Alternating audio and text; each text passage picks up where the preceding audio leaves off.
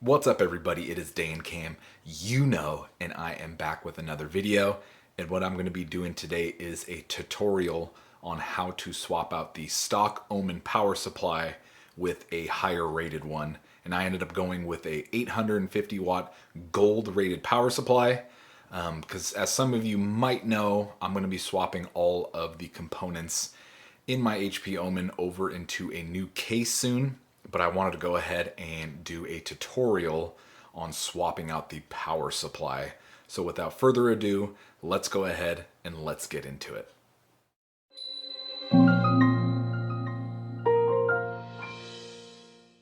So I wanted to go over a few things before we get into the tutorial. Originally, I wanted to do a video on how to swap out the graphics card and the power supply, because that's really the only reason why you'd swap out the power supply is if you were going with a graphics card that requires more power. But unfortunately, given the crappy GPU market, I have not found a card yet, even though I've entered numerous Newegg shuffles and I've tried to wait for Best Buy stock to come in. I still haven't gotten lucky. So unfortunately, this tutorial will only be swapping out the power supply. But I get asked all the time if you can swap in different graphics cards into the Omens, and the answer is yes. And you just have to keep in mind that you have to keep it within a certain dimension. So what I'm going to do is I'm going to go ahead and leave up the dimensions that you have to stay within in order to fit a graphics card inside the Omen. I'm going to go ahead and post them up right up here.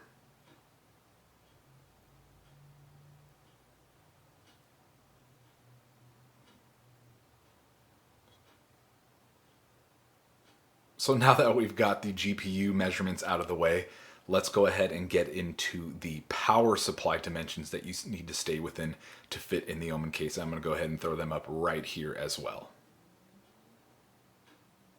And feel free to pause the video at any point, but I just want to get into those 2 points before getting into the video. I do have a section where I show you how to remove the graphics card. So that'll be super helpful if you do end up finding a GPU that you want to swap to. So yeah, without further ado, let's go ahead and let's get into the tutorial now. So first I'm going to start off with disconnecting my bottom fans. And if you've watched my videos before, you know that I use a Noctua manual fan controller. So I'm going to go ahead and get that out of there, my bottom fans, and basically all cables that are used for the fan controller. And there was my 3-legged Y cable that I use for the fan controller. And it's hooked up through SATA power, so I also have to get out the SATA cable. And then here I am just disconnecting some of the extensions for the fans. And then now I'm going to go ahead and disconnect the cables for my graphics card. And here I am removing the fan controller, and it's held on with double-sided tape. And I use Gorilla Tape, which works really well and actually doesn't leave any residue. So it came off nice and clean. And then next I'm going to go ahead and disconnect my SATA power and data cables for my mechanical hard drive. And get those disconnected. Then I'm just going to go ahead and slide out the tray and then put it to the side. And then get those cables out of the way. Now I'm going to go ahead and remove the sag bracket for my graphics card. And it's held in with one screw and it just pops straight up. It may take a little bit of force, but it will come out. And next I'm going to remove the 2 screws that secure the graphics card to the back of the case for the rear I/O. And make sure you put these screws in a safe place because they are tiny and easy to lose. And the way I remove graphics cards is with my left hand. I use my thumb to press down on the release tab, and you just press it down, and at the same time you just grab the graphics card with your right hand and pull up. But just make sure you're not grabbing the board. There are screws on the graphics card that you can grab while removing it, so it's safe. And then here I am removing the 1 screw that holds on the back panel, and I've already done a video on this, so I'll go ahead and link that above if you're curious on how I remove this. But I get that out of the way, and now we're taking a look at all of the cables on the back side. And HP does a lot of their cable management through the back of the case, so here I am. I'm just kind of untangling all the cables that I can. And then my system came with the RGB round fan cable, which I get questions for all the time. And it's not used on my machine. And it's only used on Omens that have the RGB CPU cooler fan. So I'm actually finally going to remove this thing because it'll definitely never get used. And I'm just separating all the cables that I can and untangling everything. And here I am removing the, I believe that's the RGB round fan right there. Or that actually may be the top panel RGB light. It's one of them, but I get that out of the way to leave that out of the system. And now I'm removing the other connections from the RGB controller. And I'm basically just creating as much room as possible to make installing the new power supply and all the cables as easy as possible. And I also removed the audio cable that's from the bottom left. And I basically just feed this through and just leave it towards the back. And then once I'm all together with the power supply, I'll go ahead and plug it back in. But there we go. I got my motherboard disconnected. There is the hard drive SATA port. That is for the RGB controller, that SATA port I was just pointing to. And then now I'm going to go ahead and go to the top left of the board and remove the CPU cable that you can see coming from the power supply all the way up to the top. But first, it's always a good idea to run compressed air over the whole machine. As you can see, my machine got pretty dusty, and it's been about a month or two since I've done this, so it was much needed. So I'm going to go ahead and disconnect the CPU cable and then feed it through the back. And there are these little tabs that help it a little more easy to manage. And then now I've actually got everything separated from the power supply. I've got the motherboard cable, CPU cable, and now we're going to move on to removing the power supply itself. And you're going to remove these 4 screws right here on the outside. And you do not want to touch these 4 on the inside. Those are actually for the fan. And those do not remove the power supply. So you want to get these larger ones and not the ones that connect to the fan. So just apply a little bit of pressure so you don't strip the screw. And I usually just brace the front of the case with my left hand while I'm unscrewing them. And get all those out. And to remove the PSU, you just kind of push it forward and it should slide forward, and then you can go ahead and pull it out. And there we go. And let's go ahead and take a look at the PSU that I got.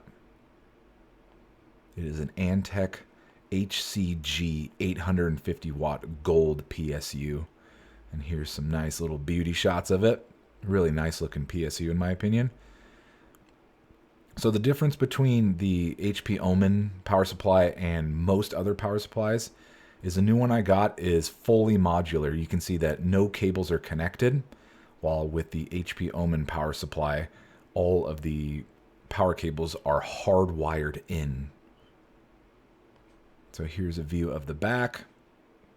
And another difference is the Omen one does not have its own power button for the power supply. So there's a nice little look at both of them next to each other. So now we're going to pick out the cables that we're going to be using once we swap in the new power supply. And it's always nice to have your old power supply to refer to because you know exactly what cables you'll need. So there is the 24-pin motherboard connector we're going to need. And the side I just pointed to is what gets plugged into the power supply. And the next one we're going to need is the CPU. And this CPU on this motherboard is only powered with 4 pins. So we got we're going to use this one for the CPU power. And then next, we're going to go ahead and we're going to need power for the graphics card. So there's the side that plugs into the PSU. And there's the cables to plug into the graphics card. And all graphics cards are different, and they all require different amounts of connectors. As you can see mine, there are 7 rows of 2 pins.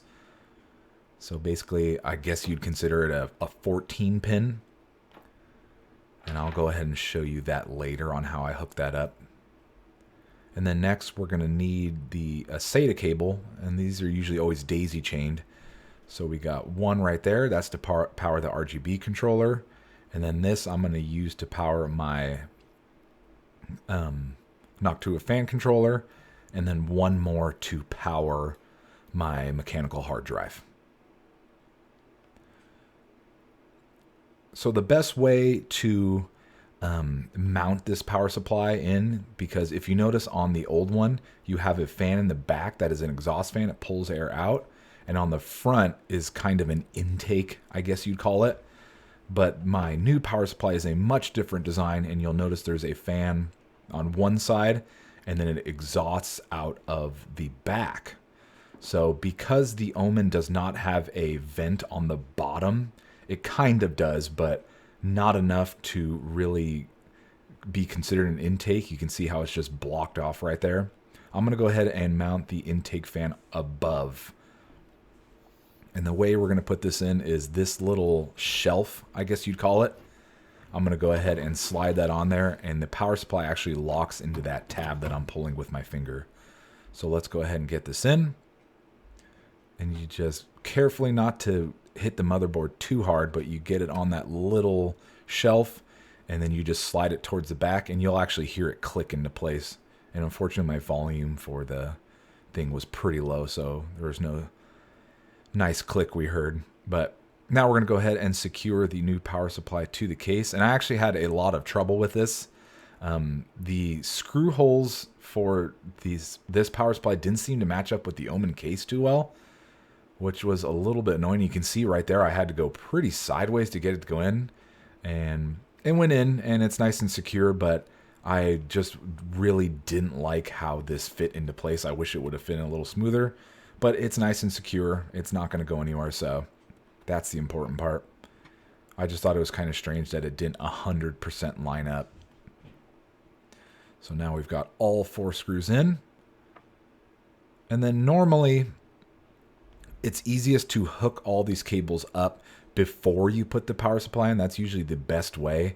But since I'm doing this tutorial, I decided to put the power supply in first, and then now I'm going to hook up the cables. So we're going to start with my SATA cables. And I kind of block it with my big head here, but you're going to go ahead and plug it into one of these 4 ports that I've listed right here. And the first part of the daisy chain is going to plug into the RGB controller. And then since we don't have our hard drive or fan controller back in, I'm just going to go ahead and leave this cable loose up here. And we'll go ahead and get back to that later. And here I just tuck it in the cable management clip that is at the bottom. And then next we're going to go ahead and get our CPU hooked up, and we're going to go ahead and plug it into one of these 5 slots. And unfortunately I couldn't route this behind the case because the cable was just too big. So I actually had to mount it in the case, which I really was not a fan of, but the HP Omen case, there's just not enough room to do really clean cable management. So I tried my best to get this as clean looking as possible, and it's functional, so that's really the most important part. So I got that plugged in, and now I'm plugging in my USB header that powers the top panels. The top panel USBs, excuse me. And then now I'm plugging my Y-split cable in for my top and rear fan. So now we're going to go ahead and get to our motherboard cable. And there's only one slot for this, but it's broken into 2 cables. So you're going to need to plug both those into those slots that I've listed above. and then plug it into the motherboard. And you should get a very satisfying click whenever you plug any of these cables in. And you definitely want to make sure that you've tried to seat it a couple times. So here's where we're at right now. Cable management's not looking too good, but it's honestly the best it's going to get. But I went ahead and hooked up the hard drive with the SATA cable, and I've got that SATA right there ready for my fan controller, which I may not be able to fit, and I honestly may not use because there's just not enough room. And that's originally where I wanted to feed the CPU cable through, but it just wouldn't fit through that grommet, so I just routed it out front. And I got my audio cable hooked up back there. And then now we're going to go ahead and put my graphics card back in. And you're just going to line this up as best as you can with your PCIe slot. And just take your time and just make sure you don't hit the edges too hard, and you should get it nice into place. And you give it a nice little push, and you'll hear the click lock into place. So the graphics card is now in. And we're going to go ahead and put the sag bracket back on. And then the one screw for the sag bracket. Excuse me, I guess I do the 2 rear screws first at the back of the case. Get those in and secure. And then now the sag bracket, the one small screw. And then now we're going to hook up my graphics card cable. And that's going to be one of these 5. Remember, you've already used one of those slots for your CPU cable.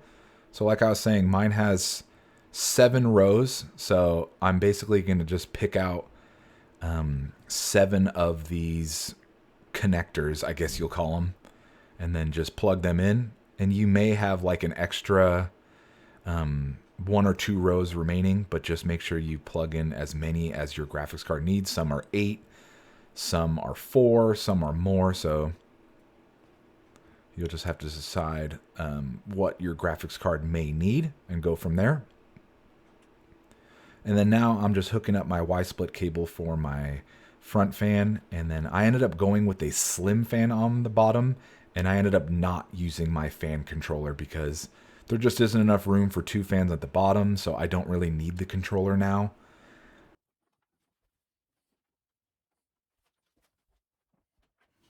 All right, so everything is back in place, and I triple checked all my connections to make sure everything was nice and secure, and everything looks okay. And I went ahead and I got, I got all my connections on the back hooked up. So let's go ahead and turn the power on for the power supply. That's on. I don't see any lights on it.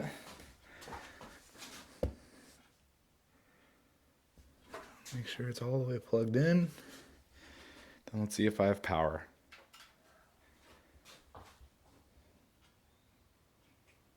So no lights on the PSU, but the PC is on. Let's see if I get anything.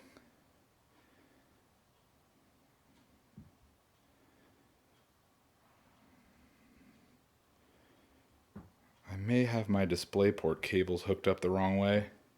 Oh, nope. Let's go ahead and click enter. And I am back up and running. So there's the new setup. PSU works great. My lights are working. It seems like everything's functioning properly. So I think that about does it. I'm happy. So the swap is all done and my PC booted with no problems and everything seems to be working properly. So I'm super excited. And just to go over a few things, this power supply is definitely overkill for the setup I currently have. The 500 watt power supply I was running was definitely enough to power the system. I'm more doing this for future proofing and for my later build when I hopefully find a 3080 or a 3080 Ti. The only nice thing about this power supply in my Omen is that I get a lot of complaints for the power supply clicking, and a lot of people have commented that it's super annoying, and unfortunately there's no way to get rid of it. So by swapping out the power supply, I have eliminated that click because the fan in this power supply that I put in is a much higher quality fan. And then speaking of the fan, I'm going to go ahead and mess around with the orientation of the fan like I was talking about earlier in the tutorial, because right now I have it facing up. So it's basically blowing air through the power supply and out the back, because there's no kind of intake vents at the bottom to set it up as an intake to go through the power supply and out. So I may test it with it facing down eventually, but I'll see how it is for a little bit, and then I'll post my results a little bit later. So overall, I'm super happy with it, and being gold rated, it actually should be a little bit cheaper on my power bill because it is much cleaner power. So I'm really happy with the swap. It was really fun to do, and the only thing that was kind of a bummer is the HP Omen case is very limiting as far as cable management, so it's nowhere near as clean as I'd want it to be. I could eventually do like custom cables that are, built to length, which would be super cool. But for this Omen case, since I'm going to be swapping everything to a new case, it's just a little bit overkill, and it works for now, and it's not the cleanest, but it's working, so I'm happy with it. So yeah, we'll see what happens in the future, and I may do actually some cable extensions in my new case, which is the Fractal Meshify Compact 2. So keep an eye out for those videos, because I plan to swap out all of the components in the HP Omen into that case. But overall, I'm super satisfied with how the PSU swap came out, and yeah, thank you guys so much for watching. Well, that's going to do it for today's video, guys. If you stuck around until the end, please give the video a like rating, and if you are enjoying my content, please consider hitting the subscribe button. I have some awesome content coming out very soon and some great tutorials, so make sure you are subscribed so you can see all the latest modifications and tutorials I have planned for the Omen. Well, once again, thank you guys so much for watching. I hope you guys all have a great day, and I'll see y'all in the next video.